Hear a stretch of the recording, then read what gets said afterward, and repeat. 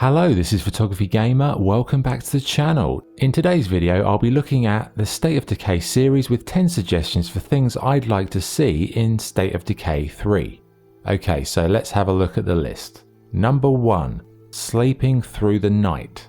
So if you've played State of Decay, you've probably had this experience. You've been out all day gathering supplies, killing zombies and getting on with busy work. Then the sun sets, darkness descends, and you roll your eyes knowing you've got to spend the next 30 minutes or so wandering around in the darkness. Sadly, State of Decay has no time-lapse option, meaning every minute of every day has to be played. Now, I don't mind the nights, but I feel sometimes it would be nice to have the option to sleep through the night until sunrise. I'm not saying I do it every night, but you know, it would be nice to have that as an option. Because wandering around in the darkness does get a bit tedious after a while. Yes, you can use your time at the base to do some crafting, improve the base generally, or you can just do laps of the compound to improve your statistics. But I would say the game definitely needs to add this feature. Number 2. Freedom to choose your base location. For me, this is one of the biggest problems with State of Decay. You can only set up your base in a limited amount of areas, all of which are preset and designated by the developers. Now the options, they are okay, but it would be great if you gave players complete autonomy to choose any location, building or architectural feature to build your home around. We've all entered a town, found a really cool building or location and thought this would be perfect to set up a base. And when I say complete autonomy, I mean any building, even if it's completely not suitable at all. It would still be nice just to have the option there. Whether it's a gas station, a trailer park, or even setting up like barricades on a large bridge and creating your house on the bridge. I think it would add so much value and variety to the game. I'm surprised they haven't included it already. Yes, the outpost feature where you can take ownership of buildings and use it to store items and obtain all your goodies. They have that in there, but I do think you should be able to set up your actual home base anywhere you want. Add to that, when you build plots in your base, like for gardens and stuff, you can only do it on designated sections. I'd like that limitation removed so that you can basically build a farm, workshop or whatever you like, wherever you like. And the developers could make your choice of location have a distinct impact on how effective that structure would be. For example, if you built a farm on fertile land, it would yield more crops. If you built it in a construction yard, it might have a lower yield. I mean, that could also be a really great way for players to moderate their own difficulty levels, like making it harder for yourself by building your home in a challenging area. But having the options I stated before would just make the whole experience richer and more varied. Number 3. Create your own survivors. Now at present in State of Decay there is no character creation system. Survivors are preset characters created by the developers. The problem with this feature is after you've played the game for a week or so, you start to see a little bit too much duplication. Yes, you can change their clothing and their loadout, but it lacks the variety that a character creator would add. For me, character creation systems are a really mixed bag in gaming, but 1 or 2 examples of good ones are like Red Dead Online or the Monster Hunter World game. Imagine having a character creator where you could literally create any type of person, sculpt the face, add tattoos, body features, voices, scars, history, etc. I would love to see this added with maybe having like 100 slots available for each player, like a roster of characters you can choose from to start your campaign, or add them to your world as NPCs, as allies, or even enemies. Further to that, imagine if you could share the creations with the community, create a character, save it, share it, and anyone else who plays the game can add it to their roster. It would make the whole experience so much more of a personal and interesting one. Like you could recreate the cast of The Walking Dead or famous characters from other zombie movies. It would have unlimited potential to add replay value to the game, and it would really be good fun, I think, to create your own group of survivors.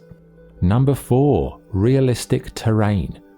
This one, it's not a deal breaker, but I think it would add another layer to the experience. For example, there's a game called Mud Runners where you have to drive these large rigs through dynamic mud-filled roads and realistic physics affect the vehicle.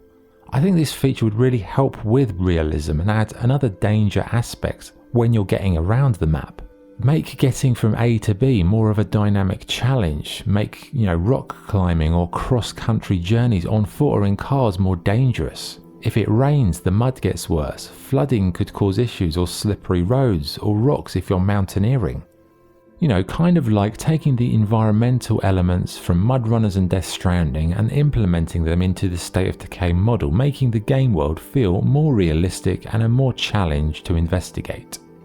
Number 5. Better hostile NPCs. State of Decay 2 added hostile NPCs, but the combat system, although it works well against zombies, when you're fighting human characters, it is a little bit of a disaster. In the next game, I'd love to see the ability to use cover fire, more melee options, or even some sort of hand-to-hand grappling.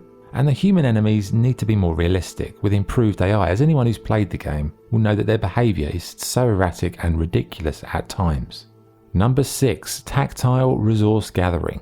So most of the time in this game, you're exploring buildings, looting resources, and gathering stuff the community needs. Now, I do like the current system, so I don't want that to change, but I think it could be added to. For example, I'd like to see the option to chop down trees, break down existing structures to obtain resources that you could take home in a truck, for example. Drive it across treacherous muddy country roads and then take it home and melt it down in the forge. I'd also love to see terrain manipulation, like being able to dig trenches, construct underground bunkers, and basically make the game world akin to something like the system in 7 Days to Die, where everything is a thing. It can be deconstructed and reconstructed in different ways. Number 7. Better online modes. I think this one could be a huge improvement. Imagine a map where you play as one survivor. You explore, meet other players, and form communities made up of individual people. The game is all about community, and you would have to work with other players in your group to ensure someone was always on the server. Like in solo, where you switch between characters, this type of mode could make it even more rich and interesting as people band together over time to survive the zombie apocalypse and threats from other player communities. Or just add a mode where you can choose to build your community in a map with other players' communities, as you control your entire community yourself. So I think there's a huge potential here, and I'm sure the next install will have a lot more online variation. Number 8. Spanning time. So what do I mean exactly? Well, let's take Red Dead 2 for example. In that game, as the days pass, your character's hair grows. Your hairstyle changes, you grow a beard, and it just adds a subtle touch that reminds you how much time has passed. Also, it would be nice if there were trees that grew and shed their leaves depending on the season. The environment could evolve over time. Zombie corpses should remain in situ for weeks, unless you decide to collect them up and burn them. As the seasons change, you need different clothing, more fuel to warm the base or cool it. The potential is huge, and I'm sure they'll add something like this. Number 9. Bigger Hordes. The zombies in State of Decay in general I'm very happy with. There's a nice mixture between the stupid slow ones you would get in a George Romero movie and the very fast ones like the things out of 28 Days Later. But one thing I would like to see more of are the zombies themselves, bigger volumes. The hordes in State of Decay too, they're pretty small, usually no more than 20 at a time. I would love to see hordes on a scale of games like Days Gone, where you have these epic numbers hunting you down or attacking your base, and that could tie in nicely to the ability to manipulate the terrain. You could dig a trench, as I said, set traps, or fortify your home base to funnel zombies into a kind of kill room. Number 10. A larger, more varied map. So the current maps in State of Decay, I do like them, but I think they could do a lot more. Currently you have about 4 or 5 maps within the game of State of Decay 2, making the game around 20 gig in size. That's a lot of room for potential growth. You could multiply that by 5, stitching a large map together with the equivalent of 25 maps of the present size. Yes, it would be over 100 gigabytes or so, but that's kind of industry standard for these types of games nowadays. A game I would like to reference here is Ghost Recon Wildlands. Yes, the map in that game may not be filled with interesting characters or quests, but think about what State of Decay is. It's mostly resource gathering and zombies. Whatever you think about Ghost Recon Wildlands as a game, you can't deny it has one of the best game worlds in terms of recreating an entire nation. Its scale is quite frankly ridiculous, and for a zombie survival game I think that type of map that feels like an entire state would also fit with the title, the United States of Decay. The scale could also tie into the weather cycles, seasonal changes in the environment, and even some type of zombie migration in keeping with the changing seasons. The current maps, they're loosely based on regions in America already, so imagine a game world that's one massive space where it recreates the most interesting parts of the US, for example. An enormous and geographically diverse map featuring rocky mountains, the arid landscapes, deserts of Texas, huge cities such as New York, or the hilly landscapes of San Francisco.